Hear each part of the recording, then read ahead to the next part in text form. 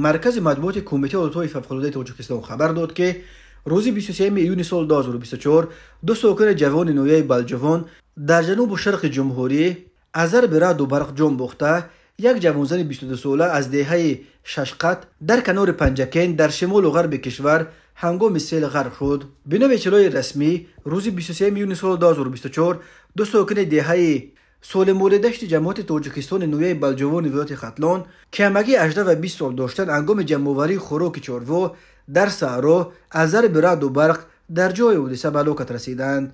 همچنین نیمه دوم روز 23 ایون ساعت 16 و 20 دقیقه در حدود چند دهه کنار شهر پنجکین از جمله در دهه‌های پنجرود، کلولی، ششقت، ارتوچ سیل آمد.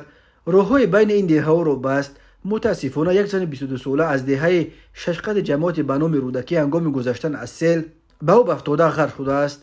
جسد او را پیدا کرده از آب برآوردند. روز 23 ایون سیل همچنین در دهه ایثار جماعت بنجگت نویای شهرستان را بست.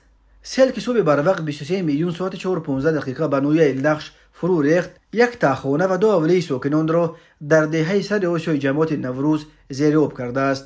بازم روز 23 ایون ساعت 14:40 دقیقه سیل در دهه یول جماعت به نام نوردین محمودوف نویای شمس‌الدین شاهین راه محلی را خراب کرد. همچنین باعث سنگریز و یرچ در کیلومترهای از 224 تا 237 راه کولوب در واز خاروخ و مسدود شدن راه بین المللی شده است. با جلب تکنیک و کارمندان خدمات راه عاقبت‌های این آفت طبیعی برطرف و حرکت نقلیات در این راه برقرار کرده شده است.